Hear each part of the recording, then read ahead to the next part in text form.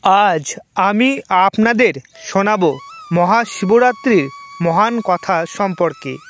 তাই ভিডিওটি অবশ্যই মনোযোগ সহকারে শেষ পর্যন্ত দেখবেন। প্রাচীন কালের কথা, এক সময় সমস্ত ঋষিরা বেদব্যাসজির কাছে আসেন। তাকে প্রণাম করে জিজ্ঞাসা করতে লাগলেন, হে মহর্ষি ব্যাসজি, আজ আমরা মহাশিবরাত্রির মাহাত্ম্য শোনার উদ্দেশ্যে আপনার কাছে এসেছি। আপনার কাছে আমাদের অনুরোধ, আপনি মহাশিবরাত্রির মাহাত্ম্য কথা বলুন।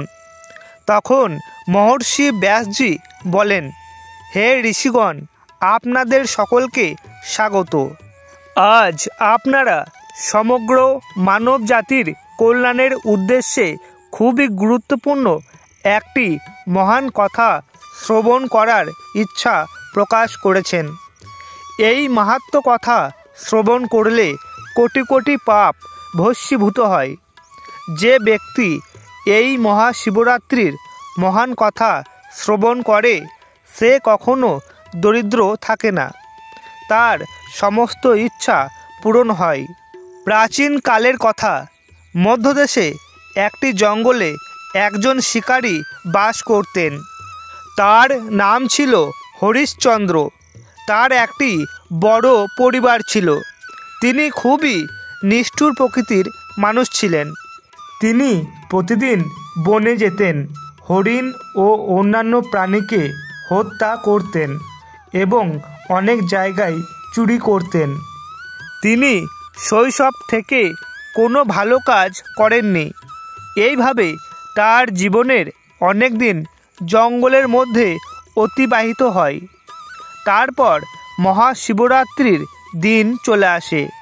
যেহেতু ওই নিষাদ জঙ্গলের মধ্যে বাস করত, সেই জন্য সে মহাশিবরাত্রির কথা জানত না। সেই দিনই তার পিতামাতা এবং স্ত্রী ক্ষুধার্ত হয়ে তাকে অনুরোধ করতে লাগলো, আজ আমরা খুবই ক্ষুধার্ত, দয়া করে আমাদের জন্য কিছু খাবারের ব্যবস্থা করুন। তিনিও তৎক্ষণাৎ ধনুক বের করে শিকারে চলে গেলেন।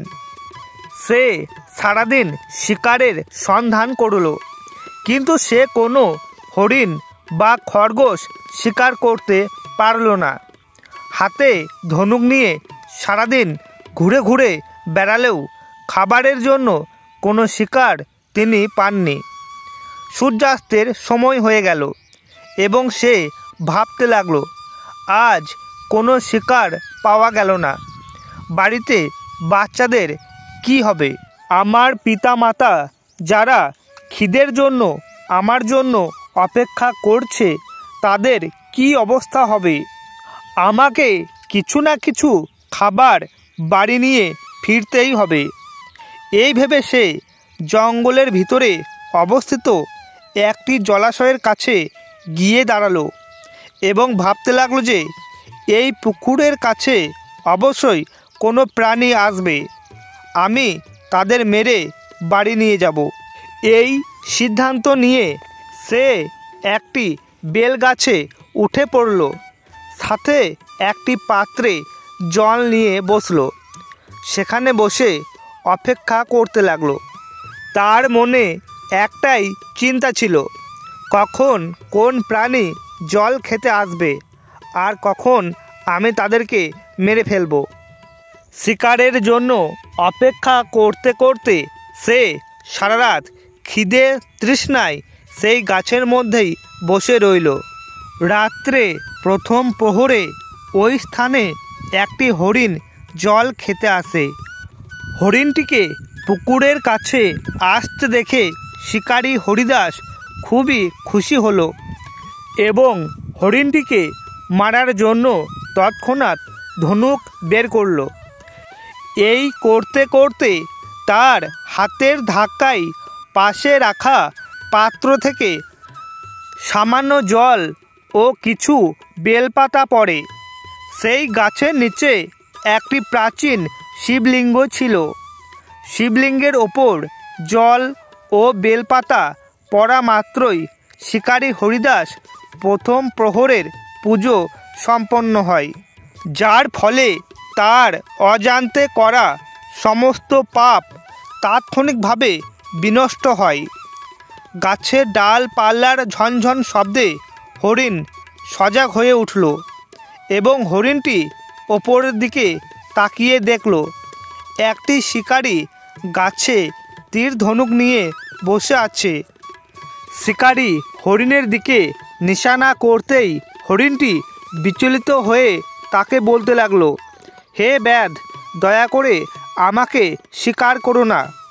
তার কথা শুনে সে বলতে লাগলো, হে হরিণ, আজ আমার বাড়িতে সকলে খুবই ক্ষুধার্ত, তাই আমি তোমাকে শিকার করে তাদের খিদে মেটাবো।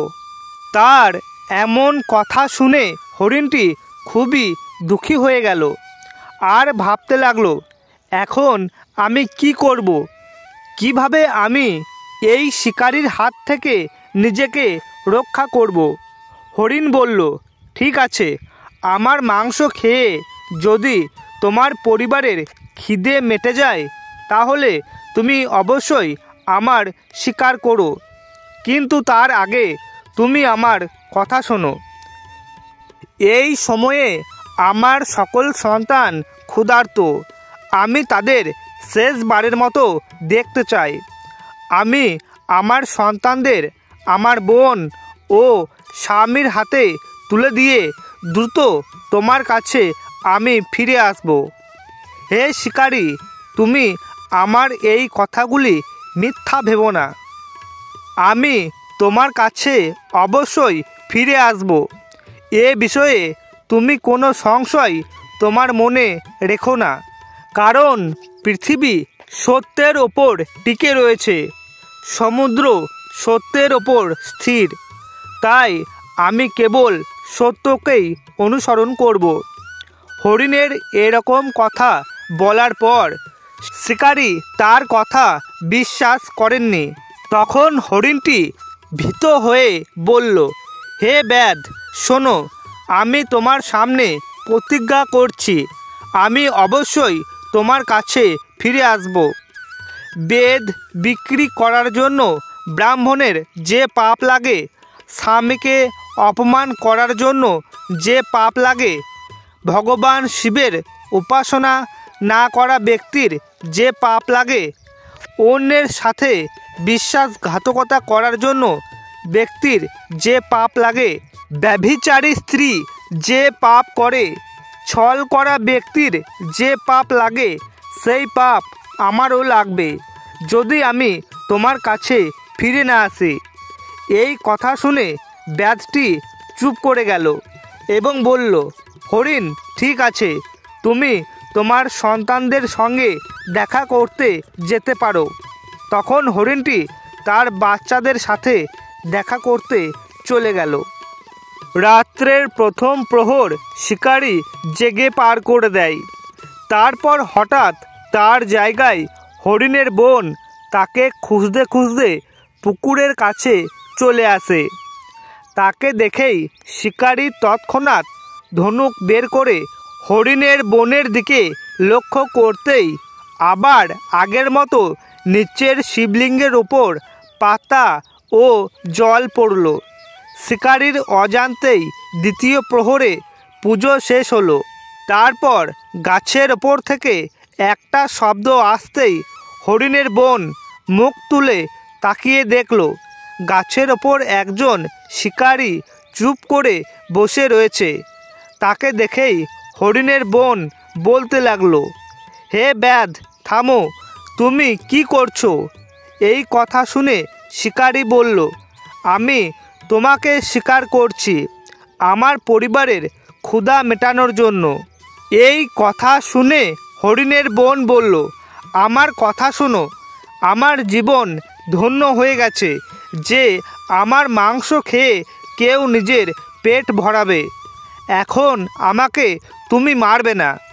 আমার বাড়িতে ছোট ছোট ছেলে মেয়ে আছে, সেই জন্য তুমি আমাকে একবার বাড়ি যেতে দাও।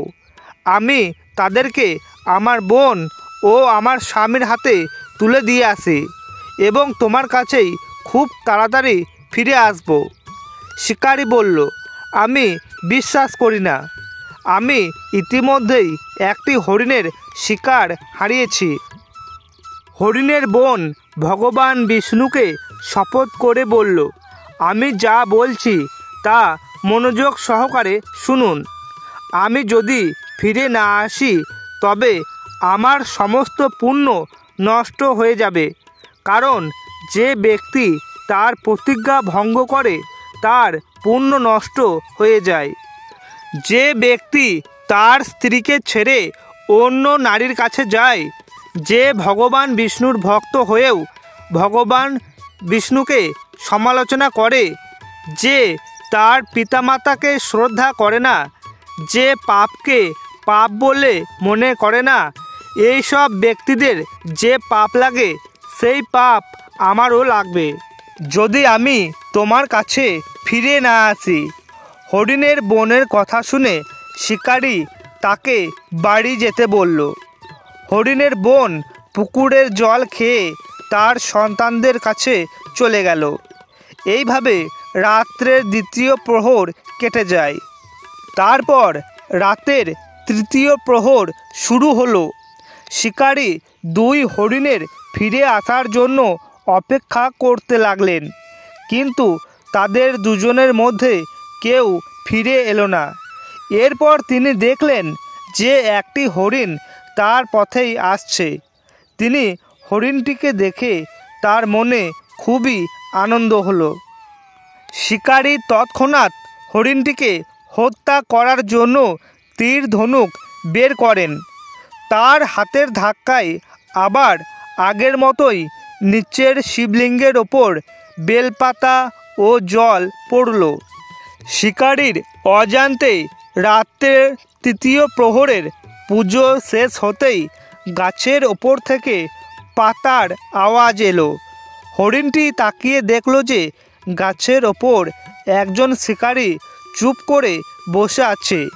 তাকে দেখে হরিণটি ভয় পেয়ে বলতে লাগলো, ওই তুমি গাছে বসে কি করছো? শিকারী বলল, আমি আমার পরিবারের জন্য খাবার খুঁজছি, তাই এখন আমি তোমাকে শিকার করতে যাচ্ছি।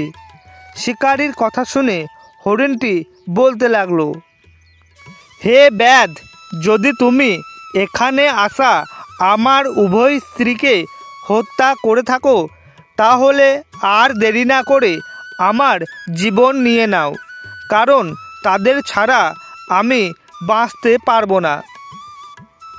তোমার পরিবার যেমন তোমার কাছে গুরুত্বপূর্ণ, তেমনি আমার পরিবারকে আমি খুব ভালোবাসি। হরিণের মুখে এমন কথা শোনার পর শিকারী সারা রাতের ঘটনাটি হরিণকে বলে। এরপর হরিণ বলে, তাহলে আমি আমার স্ত্রীদের সাথে দেখা করে তোমার কাছে ফিরে আসব।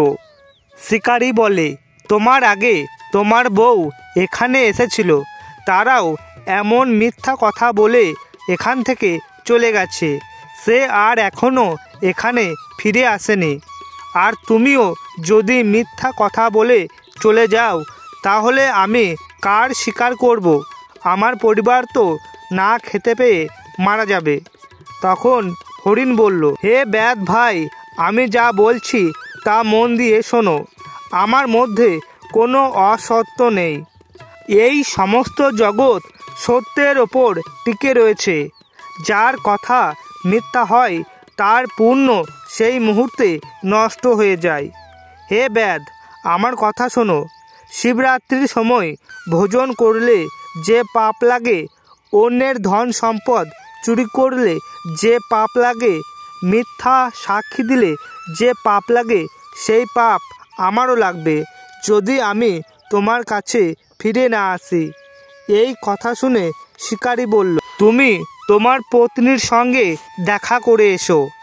এরপর হরিণ এবং তার স্ত্রীরা সবাই নিজেদের মধ্যে কথা বলতে শুরু করে। প্রথমে হরিণের স্ত্রী বললেন, হে স্বামী, আপনাকে ছাড়া আমাদের সন্তান কি করে বাঁচবে? তাই আমি যেহেতু ব্যাধকে কথা দিয়েছি, সেই কারণে আমার তার কাছে যাওয়া উচিত। আপনি এবং আমার বোন দুজনেই এখানেই থাকবেন। এই কথা শুনে হরিণের বোন বলতে লাগলো, হে বোন, আমি তোমার সেবিকা হই, সেই জন্য আমার তার কাছে যাওয়া উচিত।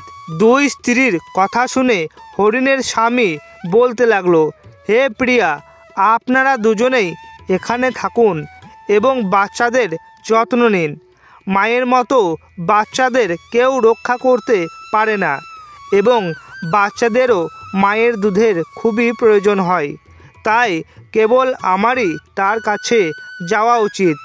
হরিণের দুই স্ত্রী তার স্বামীর কথা কোনোভাবেই মানতে পারলেন না, তাই তারা বলল, স্বামী ছাড়া নারীদের জীবন নষ্ট হয়ে যায়, তাই আমরাও আপনার সাথে যাব। তখন তারা তিনজনেই তাদের সন্তানদের প্রতিবেশীদের হাতে তুলে দিয়ে শিকারীর কাছে চলে যায়।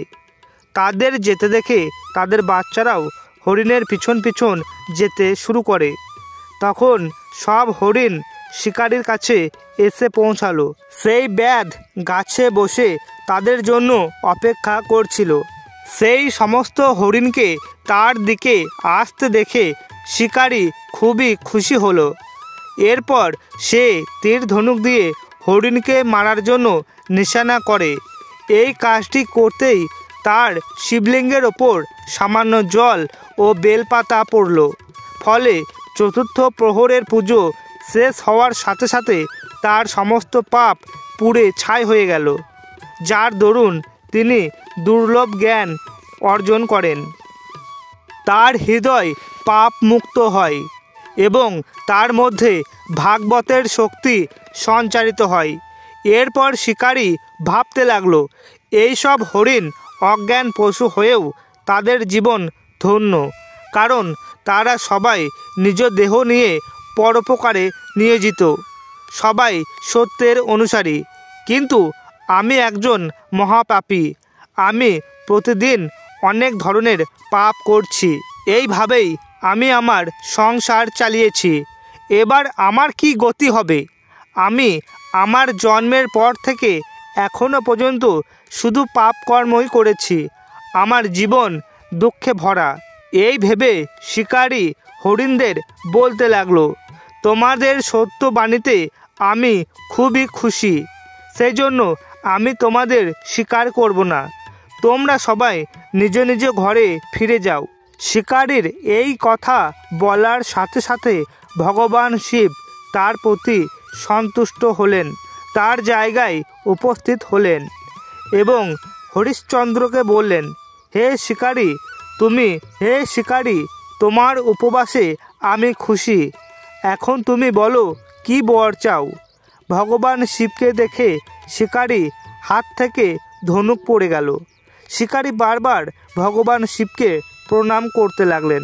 তিনি বললেন, হে প্রভু, আমি তোমার দর্শন করতে পেরেছি, আমার আর কিছুই চাই না। ভগবান শিব তাকে বললেন, হে ব্যাধ, আজ থেকে তুমি শৃঙ্গাভরপুরে বাস করো এবং সমস্ত দেবতা তোমার প্রশংসা করবে। তারপর একদিন ভগবান শ্রীরাম তোমার ঘরে আসবেন। তুমি তার সেবা করলে তুমি মোক্ষ লাভ প্রাপ্তি করবে। ওই সমস্ত হরিণ ভগবান শিবের দর্শন করে হরিণ যোনি থেকে মুক্তি লাভ করে এবং তারা স্বর্গে চলে যায়। তখন থেকেই ভগবান শিব সেই পর্বতে ব্যাধেশ্বর নামে পরিচিত লাভ করে। এরপর মহর্ষি বেদব্যাসজি বলতে শুরু করেন যে মহাশিবরাত্রির উপবাসের কারণে তিনি শিকারী হরিশ্চন্দ্রকে দেখা দিয়েছিলেন এবং শিকারী ভগবান শিবের আশীর্বাদ পেয়েছিলেন। সমস্ত শাস্ত্রে শিবরাত্রির উপবাসকেই সর্বশ্রেষ্ঠ বলা হয়েছে। এই কথা শুনে সমস্ত ঋষিগণ মহর্ষি বেদব্যাসকে প্রণাম করতে লাগলেন। তো বন্ধুরা, ভিডিওটি কেমন লাগলো অবশ্যই কমেন্ট করে জানাবেন। যদি আমাদের এই চ্যানেলে নতুন হয়ে থাকেন তাহলে চ্যানেলটিকে সাবস্ক্রাইব করতে ভুলবেন না। ধন্যবাদ।